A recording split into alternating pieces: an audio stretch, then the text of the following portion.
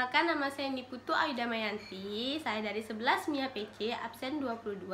Saya berasal dari SMA Negeri 3 Mataram. Dalam video ini saya akan membahas tentang alat optik, yang dimana alat optik adalah alat yang memanfaatkan sifat-sifat cahaya seperti pemantulan dan pembiasan. Nah, di sini saya akan membahas salah satu alat optik, yaitu mikroskop. Yang dimana mikroskop digunakan untuk melihat benda yang sangat kecil sehingga terlihat sangat besar. Pada umumnya mikroskop itu dibagi menjadi dua bagian, yaitu mikroskop cahaya dan mikroskop elektron. Nah, selain itu saya juga akan membahas tentang bagaimana cara virus corona itu menyebar dan bagaimana cara pencegahannya. Lalu, apa hubungannya mikroskop dengan virus corona? Mau tahu kelanjutannya? Tengok video selanjutnya. Mikroskop cahaya adalah mikroskop yang menggunakan cahaya untuk menghasilkan gambar. Fungsi dari mikroskop cahaya adalah untuk mendapatkan gambar secara lebih detail untuk objek-objek kecil yang tidak bisa dilihat oleh manusia. Mikroskop cahaya memiliki kemampuan perbesaran hingga 1000 kali lipat. Perbesaran yang paling kecil yang bisa dilakukan oleh mikroskop cahaya adalah 40 kali lipat, lalu ratusan kali lipat, hingga 400 kali lipat, dan yang paling besar adalah 1000 kali lipat. Sedangkan mikroskop elektron adalah sebuah mikroskop yang mampu untuk melakukan perbesaran objek sampai 2 juta kali, yang menggunakan elektrostatik dan elektromagnetik untuk mengontrol pencahayaan dan tampilan gambar, serta memiliki kemampuan perbesaran objek serta resolusi yang jauh lebih bagus dari mikroskop cahaya. Mikroskop elektron ini menggunakan jauh lebih banyak energi dan radiasi elektromagnetik yang lebih pendek dibandingkan mikroskop cahaya. Mikroskop elektron tidak menggunakan kaca okuler dan objektif seperti pada mikroskop cahaya.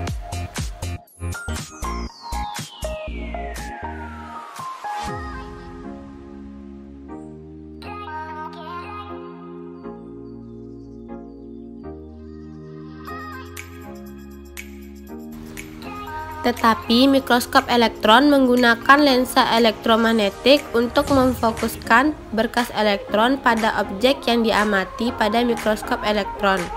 Berkas elektron digunakan sebagai pengganti cahaya.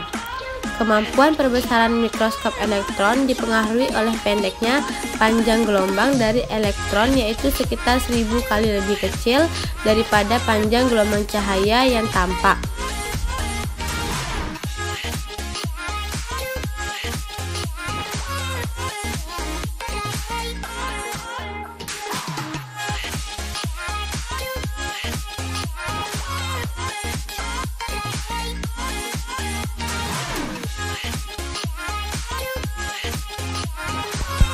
Beginilah proses pengambilan gambar yang dilakukan oleh mikroskop elektron.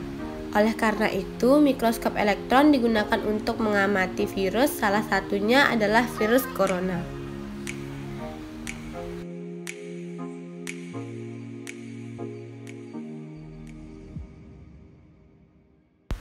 Bentuk virus corona atau COVID-19 akan terlihat jika diperbesar dengan mikroskop, namun tak sembarang mikroskop bisa memperlihatkan bentuk virus mematikan yang kini merebak di dunia. Penglihatan bentuk dan gambar virus corona harus melalui mikroskop berteknologi dan bercahaya tinggi, yakni mikroskop elektron. Seperti yang dilakukan oleh peneliti di Amerika Serikat membuat penelitian mengenai virus yang menyerang lebih dari 7.000 orang di dunia ini. Ilmuwan National Institute of Health lalu mengungkap bentuk virus corona dengan penglihatan alat mikroskop berteknologi tinggi. Faktanya, virus yang berasal dari Wuhan, Cina itu tidak bisa dilihat dengan mikroskop biasa. Lalu bagaimana cara virus corona ini merusak tubuh manusia? WHO resmi menetapkan COVID-19 sebagai pandemi. Virus ini tergolong menyebar cepat secara global. Sudah 3 bulan wabah corona, menyebabkan 30 ribuan orang meninggal. Penyakit COVID-19 disebabkan oleh virus corona baru, yaitu SARS-CoV-2. Sebelum COVID-19, dunia telah mengenal penyakit lain. Virus corona menyebabkan SARS dan MERS. Secara umum, orang yang terkena COVID-19, SARS, dan MERS bergejala sama, yakni demam tinggi, flu, batuk, dan gangguan pernapasan. Virus ini mempunyai selubung protein, RNA, dan duri-duri protein. Lalu, bagaimana virus SARS-CoV-2 dapat merusak tubuh manusia? Saat virus menyebar melalui tetesan air liur seperti batuk dan bersin, virus akan masuk ke jalur pernapasan di bagian dalam tenggorokan. Duri-duri protein menempel ke dalam membran sel. Lalu virus kemudian mereplika diri sangat cepat dan membajak RNA sel untuk menduplikasi RNA-nya sendiri. Sehingga sel tidak lagi berkembang untuk kesehatan tubuh, melainkan untuk memperbanyak virusnya. Setelah itu, bagaimana virus menyerang bagian pernapasan? Saat virus berkembang dan menginfeksi saluran pernapasan atas, virus menyebabkan nyeri tenggorokan dan batuk kering. Di waktu bersamaan, interferon memicu aliran protein untuk melawan virus dan berusaha meredakan penyebarannya. Namun, sel ini tidak selalu tepat sasaran. Jika sistem imun tidak dapat menghentikan virus bereplikasi, interferon justru beresiko merusak sel secara keseluruhan. Ketika virus dapat melawan sistem imunitas di sistem pernapasan atas, proses ini akan merusak jaringan paru-paru dan membuat jaringan membekak. Akibatnya, paru-paru kesulitan memasok oksigen, sehingga karbon dioksida di tubuh juga sulit untuk dikeluarkan. Pembengkakan pada jaringan paru-paru dan kurangnya oksigen di dalam darah membuat jaringan terisi cairan nanah dan sel mati.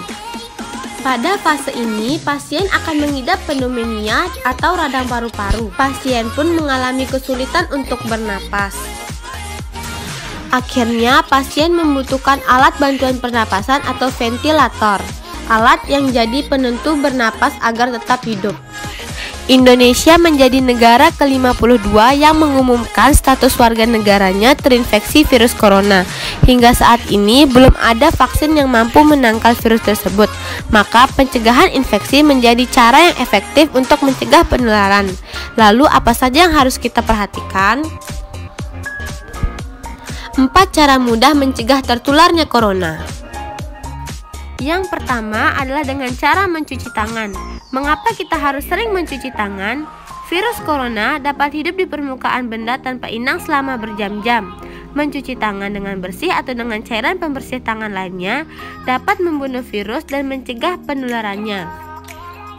Yang kedua, hindari kerumunan. Mengapa? Karena dapat meningkatkan peluang tertularnya penyakit COVID-19. Saat seseorang bersin atau batuk, cairan partikel kecil keluar dari hidung atau mulut yang mungkin terinfeksi.